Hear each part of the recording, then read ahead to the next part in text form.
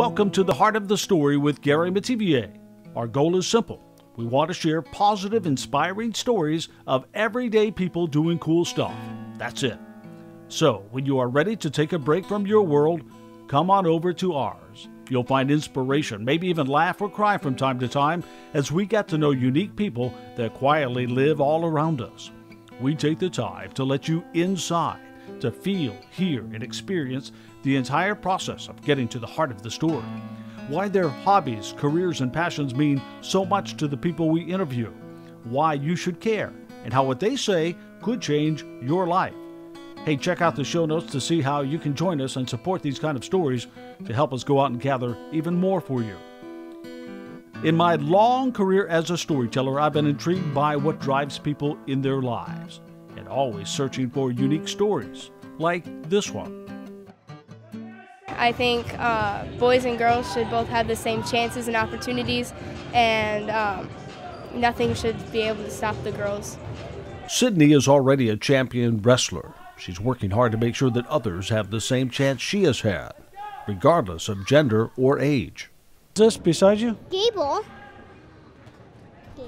This is your little brother Gable? Mm-hmm. How old is Gable? 3.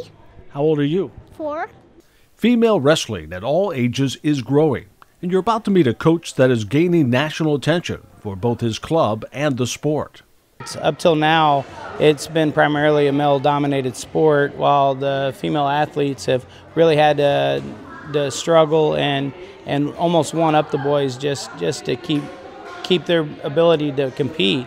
And now this man who started helping with his sons when they wanted to wrestle is changing the game on the national level. Episode 7, Wrestling with Change.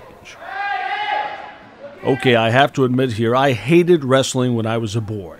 I was signed up with the local YMCA and stuffed into a hot room full of echoing voices, sweaty boys and young men, and the sounds of bodies slamming onto the mats. There was a smell, too. I couldn't tell you exactly what that was, a mix of sweat and whatever the mats were made of and the cleaner used on those mops after every practice. Don't get me wrong, I do see the allure for some. And since I was a little guy that happened to be pretty strong, it seemed at first like it would be a good fit.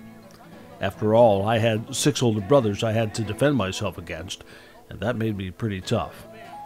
First thing, though, I didn't like was the uniforms. The singlet, or whatever they called it back then, from some thick material. It was probably polyester of some kind. It fit a little too tight in some places, if you know what I mean. I found that little thing in the basement not long ago. I'll post a pic of it again if I can dig it up. The first competition was chaos, at least for me. Hundreds of kids lining the walls waiting for the chance to compete in a full day of loud noises, rising heat, and tension. Parents yelling too, by the way. I got out there ready to use the couple of moves I'd been taught by the dad that had like 50 kids under his watch. I got on the mat, some little guy came to the center, and with a blast of a whistle, I was tossed around like a rag doll, my body slammed, legs locked around me, my face pushed into the mat. Not a fun way to start. I still remember the cotton mouth that set in so fast. You remember that feeling? You can't swallow, you can hardly breathe. And then my skin got itchy and red. Felt as if an army of ants were trying to devour all the skin around that little singlet of mine. I went back into the circle on all fours this time. Bam, bam, whistle, pinned. Baseball was sounding really good about now. But enough about me. That was a different time, and it was long before girls would even be considered for a sport like this. And now, decades later, many still feel that way. But things are changing. An explosion of clubs are churning out girls of all ages that just want to compete. Girls like Sydney, who is already a 2-time girls state champion and member of her varsity wrestling team. Hey, Sydney, congratulations, by the way. Thank you. What was it like when you won the big one? It was like, I don't know, just the one word, whoa. Just surprising, I guess. I don't know. How much work have you put into this sport? Countless hours, years. This is my 8th season. A lot of blood, sweat, and tears.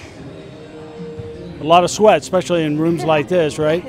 I mean, people underestimate sometimes how much work it takes to do this. How many hours a week do you put into the sport? During season, typically, sorry, I gotta do the math real quick. 4 hours a night, 8, 9, 10, 11, 12, 13, 14 to 16 a week. 14 to 16 hours a week. Yes. So I know it sounds odd to ask this question, but do people say when you tell them you wrestle, do they ever say, what, you wrestle? Yeah, some people are still a little surprised that females are out there wrestling, but a lot of people are learning about it and becoming more open. Why do you think it's so important that girls have a chance to wrestle at the next level too? Equal opportunity. I think boys and girls should both have the same chances and opportunities, and nothing should be able to stop the girls. What do you think you've learned about yourself and your life from this sport? Well, this sport teaches many life lessons. Being relentless is one of the main ones.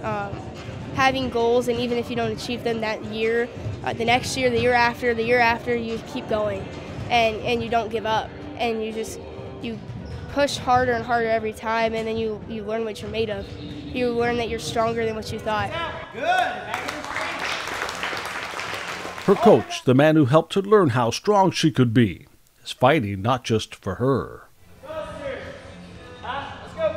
You know, this night, the gym at Davenport Assumption High School is filled with girls, and these sounds are the sounds of champions and those who hope to be champions someday. Great. Hey, give him a hand. Jason Lloyd started helping out with his sons about 14 years ago when they got interested in the sport.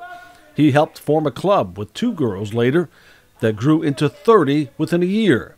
He's now getting national attention for his work and his athletes. The connections I've made through wrestling here in Iowa with AU, with Wes Creason and Ron Peterson, led to the girls being introduced into the main feeder for the high schools, which is the AU state tournament at Wells Fargo Arena. And I became the girls director for AU here in Iowa, and then that led into introductions on the national level, where through Bob Johnson and the AU Executive Committee, nationally we've now introduced girls to the Disney Duels and other national events across the nation. Why do you think it's so important that we open up these avenues for all athletes? Well, you said it right there, for all athletes. Up till now, it's been primarily a male-dominated sport, while the female athletes have really had to struggle and almost one up the boys just to keep their ability to compete. Now we have something for themselves where they can compete equally and grow as an athlete in the sport. And you got into this partly because of your son, who is now a champion himself, I understand. And so did you ever think that you would end up being a girls wrestling coach? Oh, no, not at all. It was never a plan for me.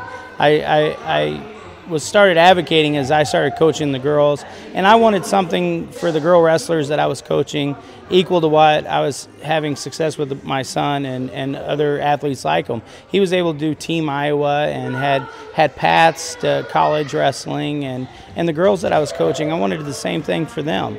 So yeah, I never intended to do a lot of the things where I found myself in the position of, like, especially a national director or state director, but just stepping up and filling the gap is really all it took, and a little hard work. So, what is the best part of all this for you? Oh, it's the kids. It's the kids, it's the girls. The high fives, the smiles, seeing the success. Their success is everybody's success. It's a success for the sport. It grows the sport. There's a lot of people that talk about wrestling in general. Some of the numbers have gone backwards. Well, with the introduction of the girls, they have potential to double the sport, and the girls love it. It's one of the few contact sports that the girls actually get to compete in. Is this beside you? Gable. This is your little brother Gable? Mm-hmm. How old is Gable? 3. How old are you? 4. Little Emma Lynn has big plans, and the girls before her have set the stage for her to do whatever she wants to do. Do you guys both wrestle, or just you for now? Just you, me. Just you. What do you like most about wrestling so far? It's early, I know. I love wrestling Hey, I got a question for you about your dad in wrestling. Do you think you could take him down? Mm-hmm. You do, huh? Are you going to show me a little bit later? Mm-hmm. What are some of the moves? Do you know what some of the wrestling moves are called? Because I don't know much about it. Can you tell me? Takedowns. Takedowns. I would ask you to take down Gable, but that'd probably get you in trouble down here. So what do you want to be someday? Do you think you might want to wrestle like for a long time? I like ballet too. Like ballet too? Gable named after Dan Gable, widely considered the greatest amateur wrestler in American history. Emmeline's two big brothers are making their own history. Their father, David, talks about what this sport means to the entire family. David Broderson, when did you become interested in wrestling? It all started when my son Noah was in kindergarten. We got a flyer home from his elementary school at Adams, and it was actually at Davenport West. We took him there the first time, and actually both my sons, Noah and Julian, loved it, and we've been doing it ever since. So this will be their 16th season. Wow, and both of them have had considerable success in the sport. Yeah, throughout the youth ranks, they both did really well. They learned a lot. They got to travel the country and met a lot of friends and families that we still talk to this day. So it's really good. And throughout high school, Noah's a 3-time state place winner, and Julian was a 3-time state champ now at Iowa State. So looking for him to do great things there. What was the feeling like, in particular with Julian, when he got that first state championship? I was just really happy for him. I know all the hard work he's put in since he's 4 years old, and I was just really happy for him. During his finals match, I was actually relatively calm. I was kind of surprised. I figured I'd be nervous, but I just knew he'd get it done. I just kind of enjoyed watching that happen.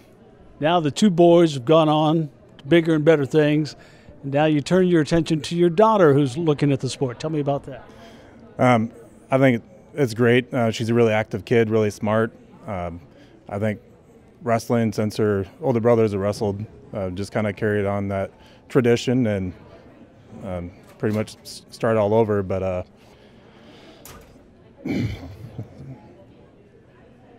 just something that I think would be really helpful for her to learn that hard work and discipline. And she's always excited about. It's kind of a joke with my wife and I, but one time she said she's going to win a gold medal with chocolate inside. So that's a mind of a 4-year-old for you right there. Nice. Now in your mind too, I sense some emotion here as you're going through your own personal struggles while helping your daughter to try to achieve her dreams. Tell us about that. Well, I was diagnosed with cancer August 8th. I had surgery on the 30th, and they said I have stage 3 cancer, which is in my lymph nodes. So, but through my faith and family, friends, and support, I've been pretty good. I've just been keeping busy and working a lot and living a life normal. So, wrestling is a big part of your life too, right? That must help you kind of forget about some of that when you get to come here and see these kids competing. Yeah, it's really encouraging just see them have fun and work hard, and it's something I've been around a long time. I didn't wrestle myself. I was always a baseball guy, but it's just really nice being around, like Jason I've known for a long time. Our older boys used to wrestle each other, so we've known each other a very long time, but it's nice to be around familiar faces. They're like family to us. So. Kind of a community here. Huh? It is really. We all have our kids' best interests at heart, and we want to help kids that have never wrestled before, because all of our kids were brand new at one point, just like my daughter and my little son Gable is too right now. So it's all a process, and all the hard work pays off in the end.